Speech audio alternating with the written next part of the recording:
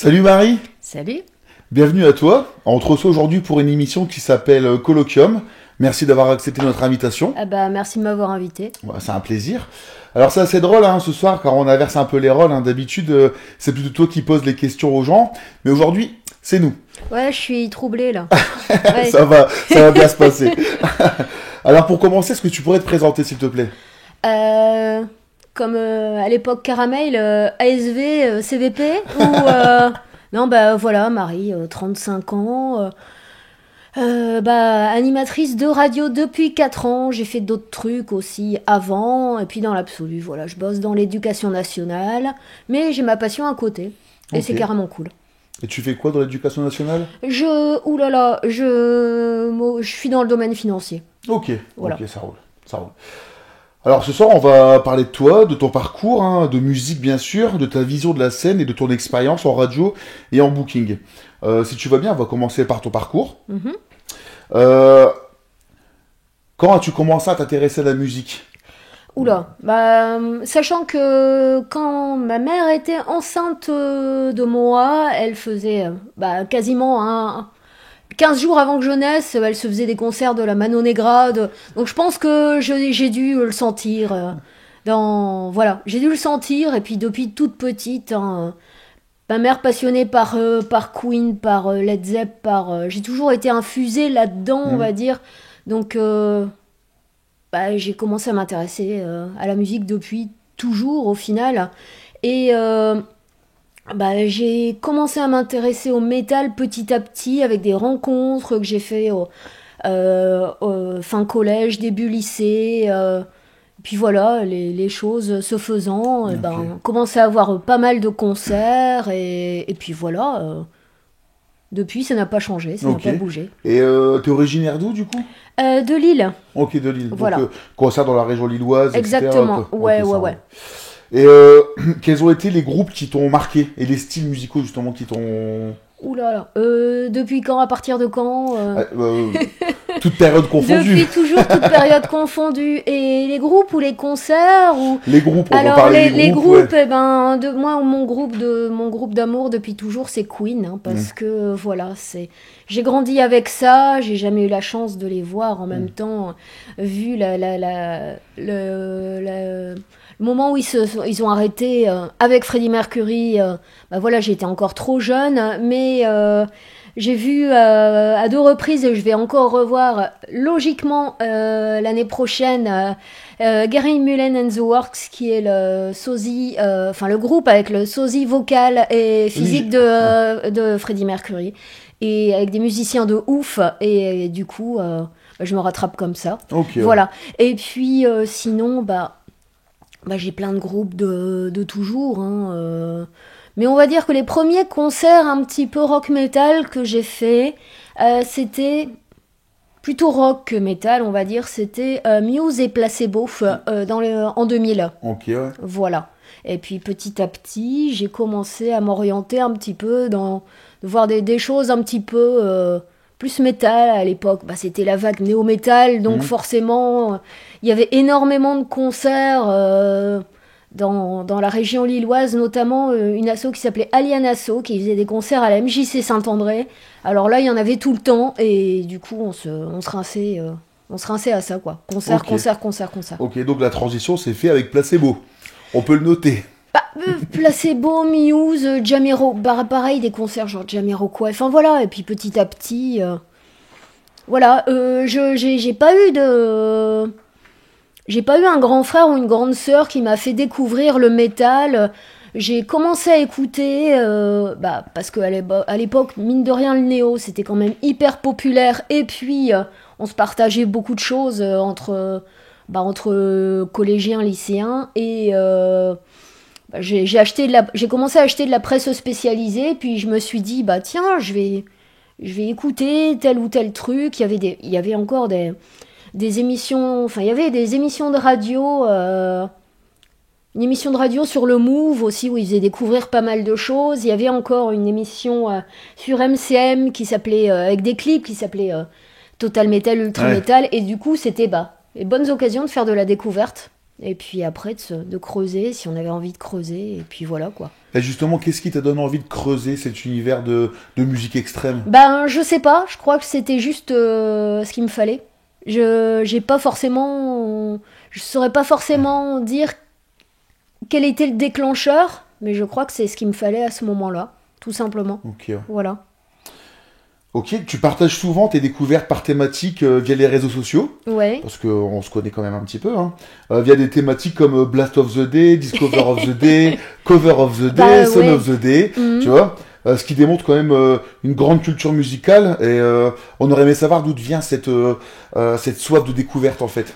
Ben, parce que comme comme je disais juste avant, ben, j'aime toujours aller creuser, dénicher, aller chercher les groupes que je connais pas encore pour un petit peu voilà, la soif de découverte de manière générale.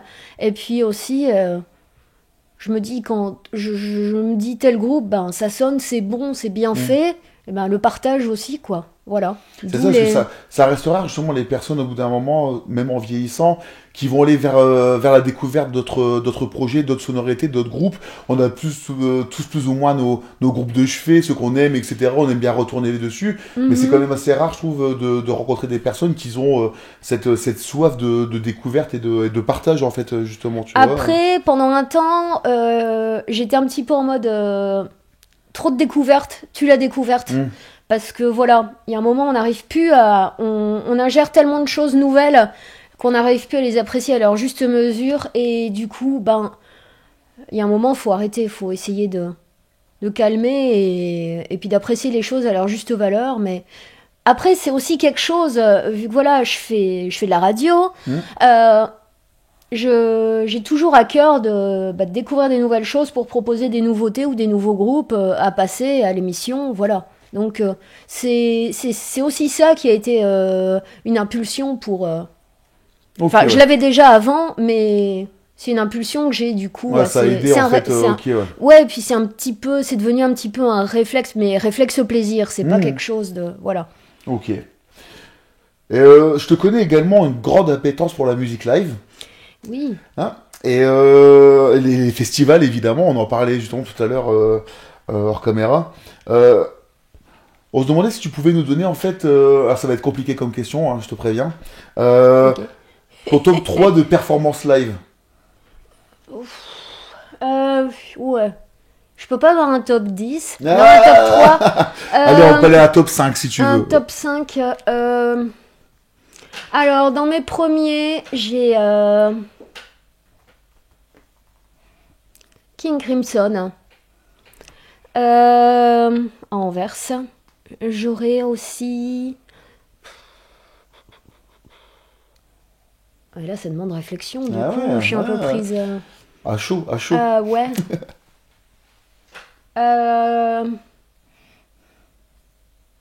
Leonard Cohen à Lille.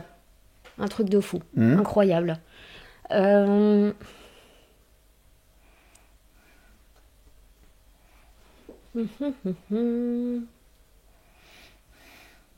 Je réfléchis parce qu'il y en a tellement. Ah ouais.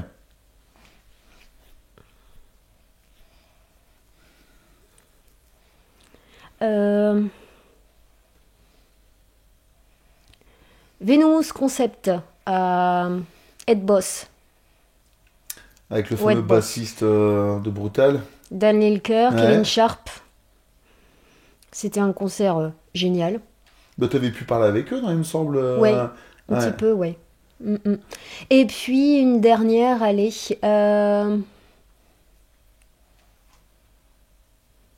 Je réfléchis. Euh,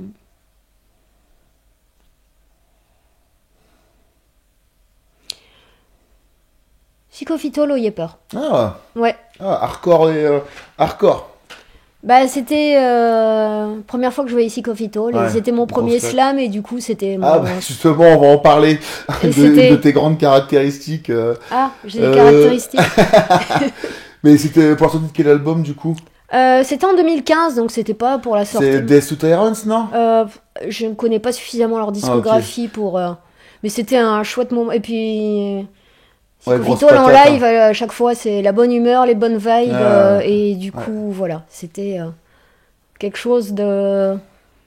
Enfin, moi, au niveau des bonnes vibes, c'était quelque chose d'assez Écoute, intense. c'est marrant parce que Psychofitol, j'ai eu l'occasion de les voir dans un contexte assez incroyable, avec les assoiffés de Solzoir, dans une Dans cour l'école, d'école. ouais, Enfin, j'en ai c'était, entendu parler. c'était hallucinant Mm, aussi, mm. quoi. Mais ouais, cool, cool. Mais justement, en fait, on parle des artistes qui t'ont mis une claque. Je sais que tu es aussi une grande amatrice de festivals, que tu voyages beaucoup, en fait, tu vois. Quels sont, selon toi, en fait, au niveau, enfin, à l'heure actuelle, en fait, les 3 festivals qui t'ont le plus marqué? 3 festivals qui m'ont le plus marqué. L'Obscene Extreme, Ouais. à Trutnov en République tchèque. Euh, le Desert Fest à Anvers. Ah, donc plus orienté sludge, Sludge, stoner. Doom, Stoner. Ouais, ouais. Voilà. Et puis, à égalité, le Tyrant et le Rockin' Bourlon. Ouais, local. Et non, Ouais, à égalité, non. À triple égalité, In Theatrum Dedonio Madonna aussi. ouais. Voilà. Pour les festivals Ouais, locaux. locaux, on va dire. Exactement. Ouais, des super fests. Ouais. Mm, mm. Ok, cool, ça fait plaisir. Bah, justement, on parlait de ton goût pour le slam. On en parlait avec Stéphane quand on a préparé justement l'interview. On t'a vu slammer plein de fois, en fait, tu vois, mais il y a une en particulier qui nous a marqué, en fait. C'était au concert de Peak Destroyer à Saint-Nicolas. Ah, pendant le Master of Grind. Voilà, tu Mhm. vois. Et on est des gros amateurs de ce groupe, en fait, et on se demandait si t'étais toi-même enfin, fan de Peak Destroyer, en fait, tu vois. Qu'est-ce qui te plaît dans ce groupe, en fait, si c'est le cas? Bah, je suis une fan de musique, enfin de grind en général. Après, Peak Destroyer, je suis pas forcément plus connaisseuse que, que d'autres groupes, Mhm. mais voilà, c'était l'impulsion du moment. C'était, voilà, Ok, ouais. c'était, Et vous avez pas essayé d'être... parce que c'était quand même une date unique en Europe, en fait, ouais. tu vois, ils étaient venus exprès pour ce festival. Et vous avez pas essayé d'obtenir une interview, en fait, du groupe Bah, on n'a pas forcément voulu, on n'a pas forcément voulu obtenir une interview. Enfin, on n'était pas en mode en radio, mode ouais. radio, En on mode, était en mode festival, ouais, en mode, carrément, ok. Ouais. tout Ça roule. simplement. On s'était posé la question, en fait. Écoute, on va clôturer avec une question euh, qui va regrouper un peu tout ce qu'on vient d'aborder. En fait, quelle serait pour toi la prog de tes rêves? On va dire sur une soirée avec 5 groupes. Et si tu veux, on peut faire une partie avec des artistes encore en activité et des artistes qui ne sont plus en activité. Ou Ok, décédés, quoi, tu vois. ok, Voilà. d'accord. Alors, ben, du coup, je dirais 5 artistes, et ben, Brutal Truth, parce que j'ai jamais eu l'occasion de les Ah voir, ouais, ouais, ouais. malheureusement, et je regrette grandement. Ensuite, mais ça va être totalement décousu, parce que Non, ça n'aura mais rien à c'est le but. voir. Eh ben, Queen, forcément, parce que j'ai jamais eu l'opportunité de les voir. Euh,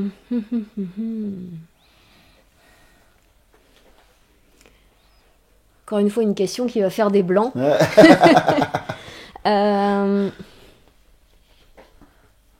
hmm. Euh, Bah, là, ça va être résolu parce qu'en toute logique, je vais les voir, si tout va bien, l'année prochaine, Face No More. Mhm. Euh, Insane Clown Posse, que je devais voir, enfin, je devais les voir aux Pays-Bas, ils ont annulé leur tournée, enfin voilà, bon, bref. Et encore un dernier. Hmm. Bah, Natsum, parce que Ah ouais, voilà. ouais. Ouais. Bah, écoute, moi j'ai eu la chance d'en voir 3 sur ta sélection, quoi, tu vois.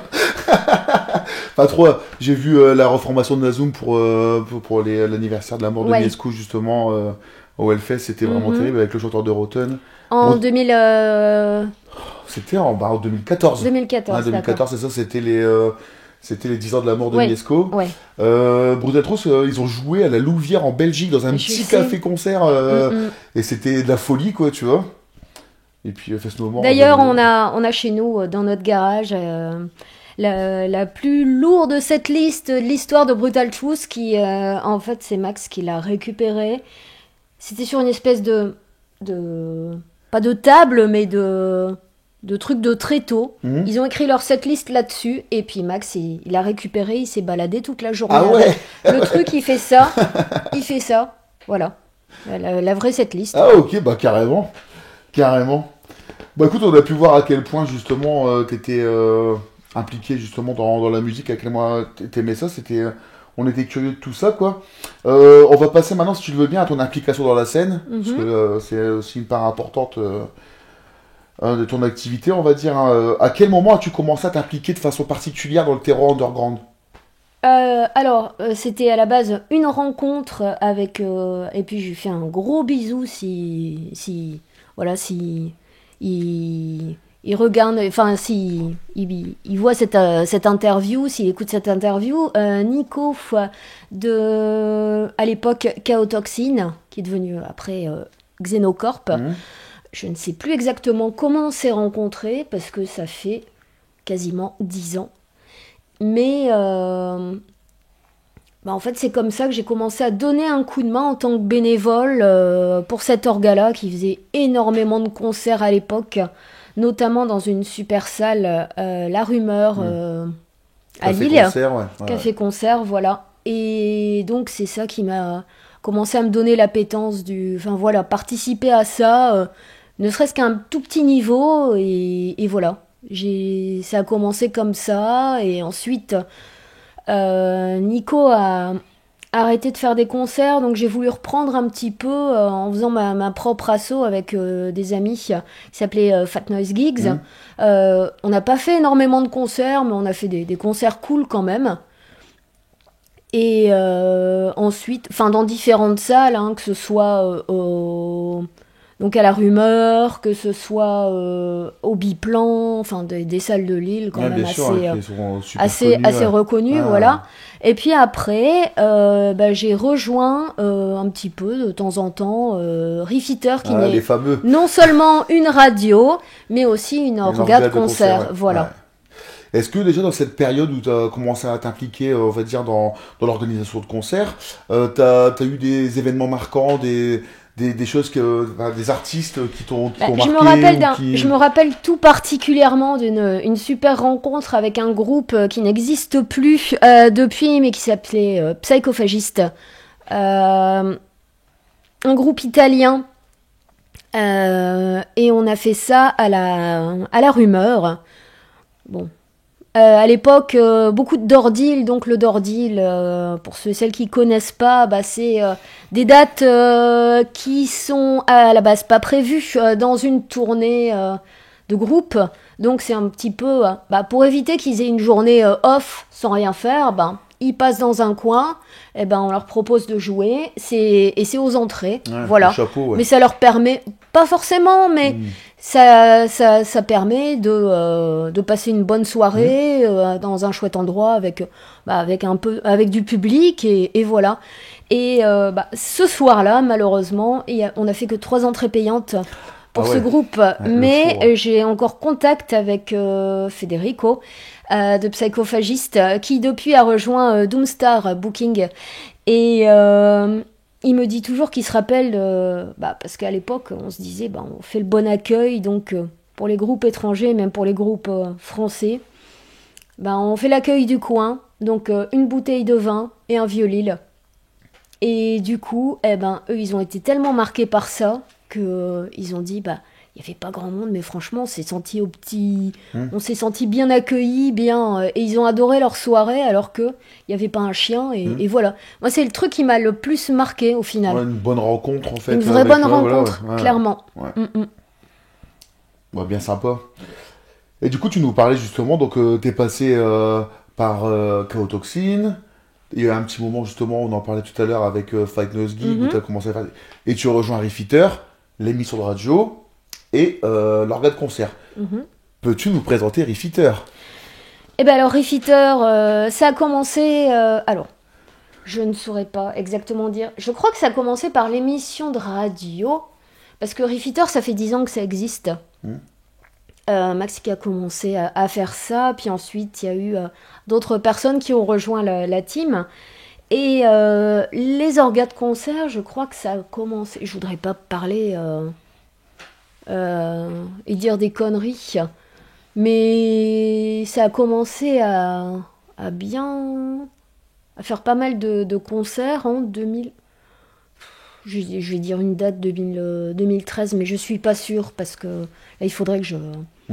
Il aurait fallu que Max soit là aussi, du coup, pour dire faire l'historique et puis voilà. Mais.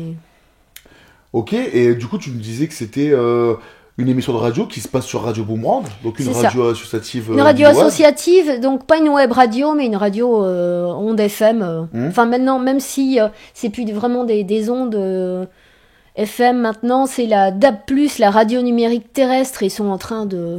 Ah, ok, ouais. C'est un peu. C'est en train de changer. Ok, tu peux nous dire un peu comment se passent les relations avec les personnes de la radio? Enfin, tu connais un peu l'historique Oui. Ouais. Ça fait un sacré paquet de temps que ça existe, hein, Radio Boomerang. Là, d'ailleurs, l'année prochaine, ça va être les 40 ans des radios associatives. Donc, il va y avoir pas mal d'événements qui vont se faire à ce niveau-là. Et très bonne relation. Enfin... Comment dire, c'est la bonne franquette, quoi. C'est vraiment, il y a énormément d'émissions de tout style différent, de toute musique différente. Il y a aussi des émissions de géopolitique, des émissions de sport, des émissions de débat. Enfin, il y a plein de choses. Franchement, la grille est riche. La grille est très riche, ouais. Ok. Tu peux nous expliquer un petit peu comment vous préparez vos émissions? On prépare absolument pas, c'est Wayne's World. On prépare pas. Je suis la seule des fois à passer pour la contrôle fric parce que je prends des petites notes quand il y a tel ou tel morceau, parce que j'aime bien dire ça date de telle époque, c'est avec telle personne, histoire que voilà. Mais sinon, quand on reçoit des invités, il n'y a absolument pas de préparation. C'est pour ça que là d'ailleurs ça me trouble, parce qu'il y a des questions. Mais c'est au feeling en fait. Mais comment vous décidez justement des artistes que vous allez inviter? On décide des artistes qu'on va inviter en fonction de leur actu. Et quand ce ne sont pas des artistes du coin qui n'ont pas la possibilité de venir à la radio, dans les studios, on va faire des phonings. Mais c'est souvent en fonction de leur actu et en fonction des choses qu'on aime, des personnes humainement qu'on apprécie aussi. Voilà, donc... Ça se fait. Et puis des fois, il y a des gens qui nous demandent simplement est-ce qu'on peut venir, donc ça se fait comme ça. Ok. Moi, je connais l'émission, du coup, tu vois. J'invite les personnes justement à aller se renseigner et aller voir ce que ça donne parce que c'est vraiment cool. Merci. Est-ce que la durée de l'émission d'une heure... 1h30. Ah, 1h30, ouais, c'est ça, 1h30, excuse-moi. T'as déjà semblé être un frein, en fait, à certains moments?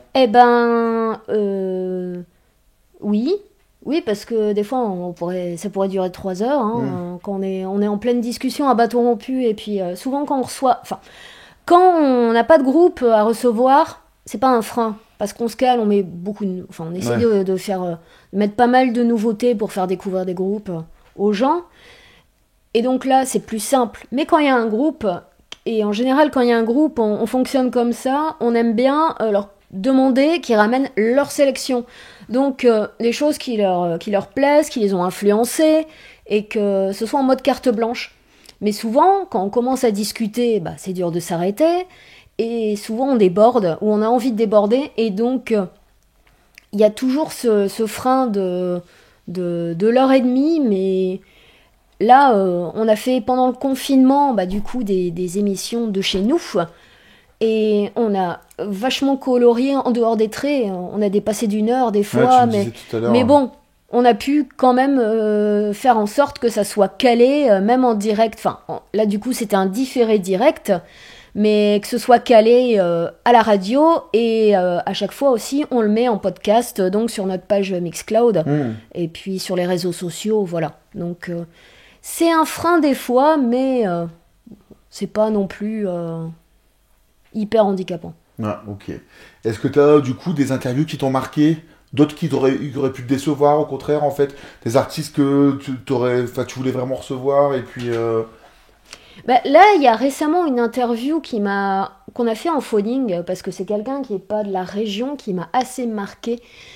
C'est une interview avec Damien Regnault, donc qui a qui a écrit un bouquin phénoménal, je crois de 800 pages, sur le stoner en français. Donc ça s'appelle Stoner Freak, une anthologie. Ouais.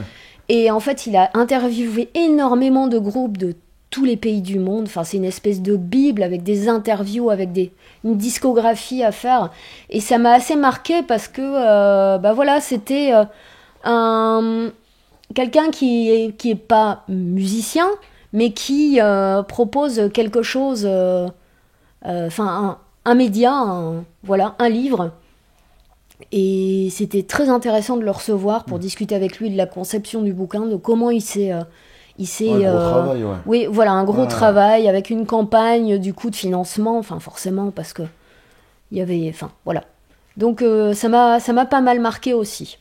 Enfin, ça m'a... Aussi, non, il y en a d'autres qui m'ont marqué, mais... Et puis, une interview qui m'a aussi pas mal marqué, c'est qu'on avait pu recevoir Vincent Dupire, qui est maintenant rédacteur en chef à France 3, qui présente le journal régional souvent. On l'a reçu à la radio, et puis parce Sur que c'est un, Twitter. ouais, c'est un gros fan de hard rock, et Ah du ouais. coup c'était carrément cool de le recevoir, quoi. Ok, ouais. Donc c'était sympa. Enfin Ok, voilà, bah, ça m'avait carrément. marqué parce que ça permettait de se dire, bah tiens, bah il y a des personnes qui ont, bah voilà, qui ont des passions, et c'était sympa qu'ils les fassent partager Ouais, aux carrément. éditeurs et auditrices. Ok. Euh, on en parlait tout à l'heure justement hors caméra. La radio, Internet, etc. Tu vois, un peu les générations Mhm. qui changent et puis la société qui évolue, quoi. Tu vois, quel avenir tu vois pour la radio en fait à l'ère d'Internet?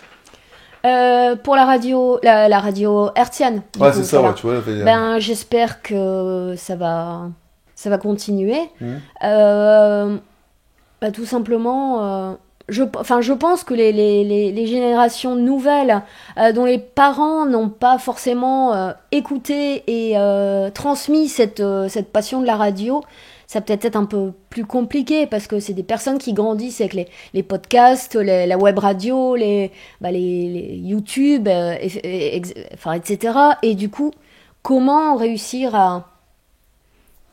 à faire Insuffler insuffler, ouais, voilà. ouais. Ceci dit, on a un nouvel animateur depuis à peu près un an, qui s'appelle Balthazar, qui a pas encore 16 ans. Ouais, je le Et connais, ouais. voilà, Ouais, et ouais. du coup, c'est cool parce que tu te dis, c'est quelqu'un de jeune et qui est quand même intéressé par la radio encore, on va dire, à l'ancienne. Mhm. Et voilà. Mais Et vous avez su vous adapter aussi, tu vois. Votre émission est disponible en podcast, par exemple, ouais, oui, sur oui. Mixcloud, tu me Ouais, disais, ouais. Et puis on la partage aussi sur notre page sur les réseaux Facebook, sociaux voilà, et sur tout, les quoi. Tu réseaux vois, c'est aussi une sociaux. façon Bien sûr, de ouais, ouais. s'adapter un peu et Oui, de parce qu'il y a des diffuser. gens qui ne sont pas forcément équipés pour écouter la radio Hmm. sur les ondes, Ouais. sachant qu'elle est aussi disponible en direct stream soit sur le site de la radio, Hmm. ou alors sur un site qui est vachement bien qui s'appelle Radio Garden, qui permet d'écouter des radios de tous les pays du monde. Donc on peut dire, allez, je vais écouter une émission en Tanzanie, je tape Tanzanie, il y a telle ou telle radio, et puis je tombe dessus, et on peut nous écouter aussi là-dessus, et c'est assez... Ouais, de toute façon, moi, il me semble que j'avais déjà voulu écouter l'émission en direct. mhm. En tapant radio en direct et tapant le nom de la Ouais. radio, tu peux trouver facilement Mhm. sur Internet quand même Ouais. de la diffusion en direct, même Ouais. sur Internet en Ouais. fait, hein, tu vois. Mhm. Même si, parce que automatiquement, c'est diffusé que sur l'île au niveau hertzien, j'imagine. Oui, bah oui, Bah même voilà. si Ouais. apparemment on pouvait nous capter du côté de Tournai, du côté de... Ah ouais. Bah enfin c'est frontalier au Ouais, final. ouais. Donc, mais c'est vrai que pour les autres régions, c'est forcément du stream. Ok, ça roule. Bah merci pour toutes les infos, pour la radio et tout, quoi, tu vois. Il y a un autre aspect qu'on voulait aborder avec toi, justement, c'est l'organisation de concerts. Mhm. Parce que t'as roulé ta bosse aussi, hein, et puis... donc tu disais que tu fais partie maintenant de Refitter Booking, t'as fait partie de Fight No... enfin t'as créé Fight Nose Gig et t'as fait partie de Chaos Toxin. Euh, comment, tu nous as un peu expliqué justement comment tu conçois le booking d'une date, l'accueil, etc. Enfin, tu vois, mais dans sa globalité en fait, tu vois, c'est-à-dire de la programmation, la promotion, comment ça se passe au niveau, tu vois, au niveau financier, de l'accueil des groupes, etc. Quoi, tu vois. Mhm. Voilà. Et est-ce que tu aurais un artiste en particulier que t'aurais voulu faire jouer, que t'aurais pu faire jouer ou qui te... Bah, je vais pas dire ça, je vais retourner ta question. L'artiste que je voulais faire jouer, que j'ai réussi à faire jouer, Allez. avec Refitter, mais en fait, ça a été une proposition. Bah, je rebondis là-dessus parce qu'on en a parlé. C'est un groupe que j'ai fait jouer.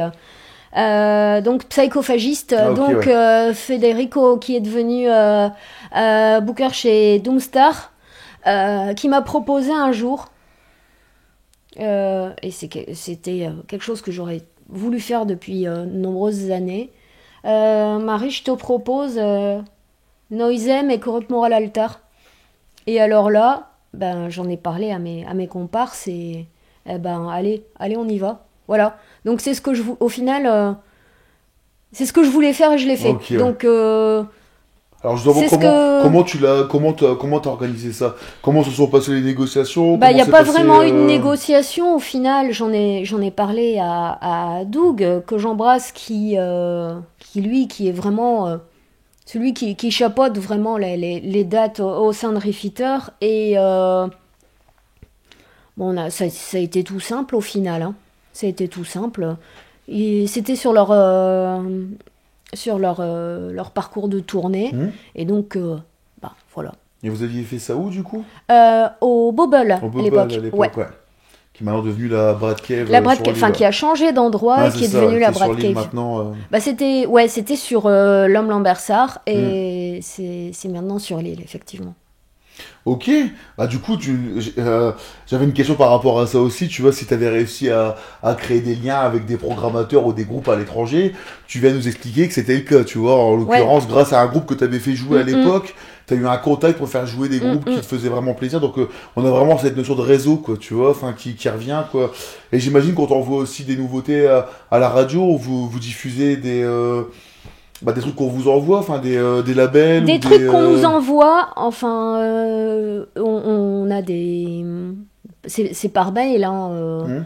on a beaucoup de labels qui nous envoient leur dernière sortie et donc c'est aussi une occasion de découvrir et de les diffuser à l'antenne, même si c'est toujours aussi ce petit réflexe sympathique de dénichage et puis de découverte. Là, récemment, j'ai découvert un groupe de fous qui est finlandais. Ils ont sur les réseaux sociaux à peu près même pas 300 likes.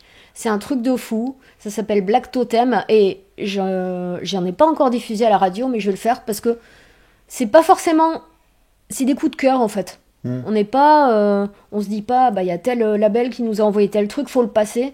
C'est du coup de cœur, c'est des envies du moment et voilà. Donc on le passe. Ok.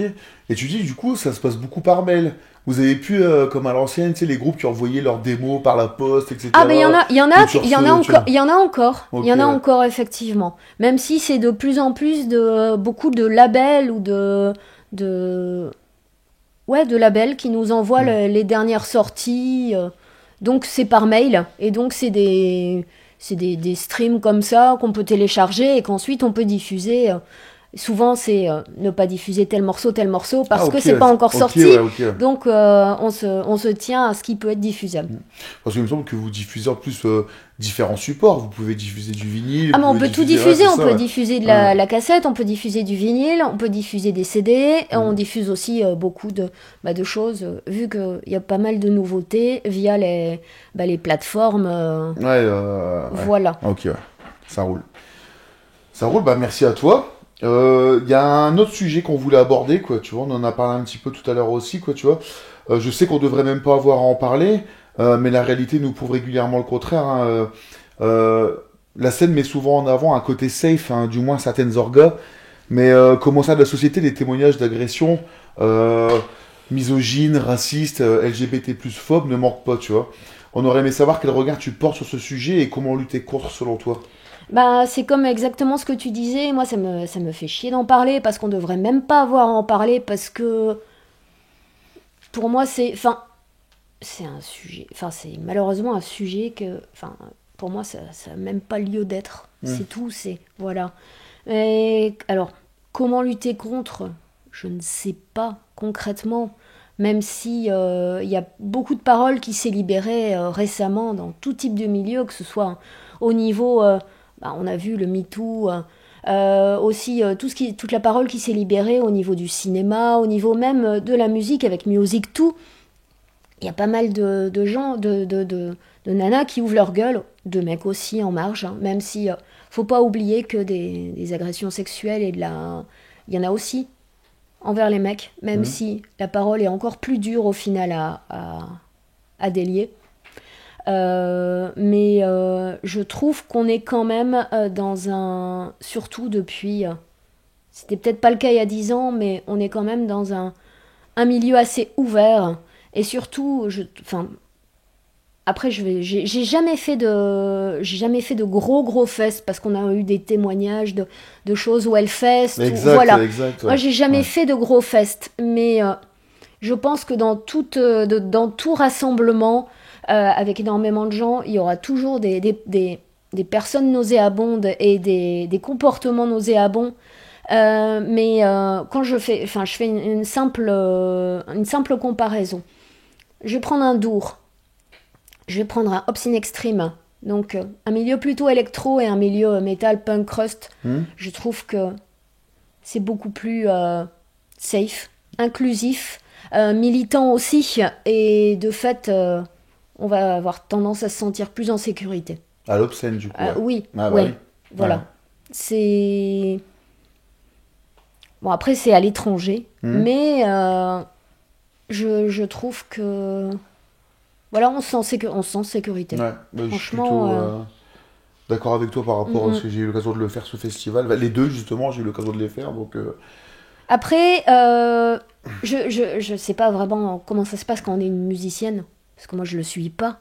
Mais j'ai eu des fois l'impression de me dire, pas là récemment, mais il y a quelques années, de me dire, il y avait une date, la nana c'est elle qui fait les enfin, d'avoir un petit sentiment de pas être légitime ou devoir en faire un petit peu 2 fois plus pour montrer qu'on l'était. Mais bon, ça c'est peut-être un sentiment d'imposteur qui est déguisé, je ne sais pas. Mais j'ai l'impression qu'une nana va être plus observée et plus jaugée, jugée, parce que on a moins l'habitude quand même. Voilà. Mais c'est dans l'inconscient collectif, mais ça a changé quand même. On sent une évolution justement des mentalités dans le sens-là. Je mettais en avant justement l'engagement de certaines orgas sur le fait d'organiser justement un safe space en fait, qui soit hors personne nuisible comme tu disais. Hors personne nuisible et nauséabonde, mais que ce soit envers les nanas, mais personne nauséabonde, donc pas forcément, donc les personnes qui vont être désobligeantes envers n'importe qui de manière générale. Voilà, c'est l'idée. Selon toi, c'est une réflexion qu'on avait ensemble justement avec les gars de Colloquium. Y a-t-il pas dans les styles de musique extrême en fait une manière de transcender le réel et de s'en libérer qui peut parler à tous les êtres humains, de façon générale, quelle que soit leurs orientations de genre, sexuelle, leur classe sociale et leurs âges en fait? Est-ce que tu peux me la refaire? Alors en gros, est-ce que à travers les musiques extrêmes qu'on écoute, les festivals qu'on peut faire, etc., c'est pas une façon qu'on peut avoir de transcender le réel et de s'en libérer en fait, tu vois? Et quelque part, des thématiques qui vont parler à tout le monde, peu importe leurs origines, peu importe leurs orientations et tout, quoi, tu vois? Et est-ce que c'est pas ce genre de choses qui peut amener justement, tu parlais justement d'une certaine scène qui peut être plus militante que d'autres, etc., tu vois? Est-ce que ça peut emmener à une libération de la parole, à un changement global, tu vois, voire au militantisme, voire une J'imagine, parce qu'on voit certains festivals comme le Yepper qui est assez militant, mais que ce soit au niveau écolo, que ce soit au niveau safe aussi, au niveau pas de propos racistes, enfin voilà, qui est inclusive de toute, inclusive, tolérante, et je pense aussi à l'Obscene Extreme en République tchèque. Et des festivals comme ça, je pense qu'ils peuvent être un peu éducatifs, un peu militants mais éducatifs, qui peuvent permettre aussi de réfléchir en dehors de la musique, qui peuvent permettre à réfléchir sur le rapport à l'autre. Faire évoluer les mentalités. Et d'ailleurs, je pense à ça parce que je devais aider à la 2e édition de ce festival-là qui s'est tenu pour la première édition en Belgique. Mais là, avec le confinement, c'était un petit peu compliqué. Je fais un coucou à Meryl, si elle me voit. C'était la 2e édition de Smart Your Privilege. Ah. Voilà. Donc là, avec que des groupes qui sont... soit avec des nanas, mais qui sont militants, qui sont engagés. Et voilà, j'espère que de tout cœur que ça pourra se faire l'année prochaine. Ça pourra se tenir l'année prochaine, sachant que la première avait déjà fait du bruit. Ouais, mais sachant que la 2e édition devait se tenir à Lille, j'espère que ça se tiendra à Lille. Ah ouais, ça serait voilà. Top. Donc bon, là, j'aurais peut-être, je sais pas si comment ça se fera l'année prochaine, si ce sera encore possible. Mais voilà, je pense qu'il y a des manières de mettre un petit coup de bottine dans les préjugés avec la musique, effectivement, quoi. Okay, et puis, pas qu'avec la musique, mais avec les festivals et tout ce qu'il peut y avoir autour. C'est ça, parce que souvent, dans les festivals, tu vas retrouver des assos, des campagnes de sensibilisation à plein de choses, quoi. Donc, c'est plutôt positif, hein. Ok, merci. Je sais que c'est un sujet qui peut être un peu tricky, quoi. C'était pas du tout pour... Ben non, mais malheureusement, il faut en parler. Ouais, carrément. Voilà, ça nous semblait important, en fait, tu vois. Donc, voilà. Est-ce que tu vois d'autres sujets Est-ce qu'il y a un sujet qui te tient à cœur, que tu aimerais aborder D'habitude, c'est moi qui pose les questions. Alors là, du coup, un sujet que j'aimerais bien aborder, pas spécifiquement, mais bon, juste, moi, je voudrais apporter tout mon soutien aux tous les acteurs tous les intermittents, toutes les salles, tous les gens qui sont impliqués dans cette scène qui malheureusement là en ce moment qui souffre à mort, et que voilà, je ne pourrais pas arrêter de dire, n'hésitez pas, même si l'avenir est incertain, à acheter vos places pour les festivals, pour les concerts, parce que mine de rien ça fait de la trésorerie et c'est important en ce moment. Voilà. Et puis, perdez, il faut pas, ça va le faire. Garder la rage. On parlait en antenne, on crève tous les concerts, les festivals. On n'en peut plus, mais voilà, ça va. Faut être confiant, faut. Ok. Bon, on se joint à toi justement pour apporter notre soutien à tous ces gens, qu'on connaît. On connaît la situation catastrophique.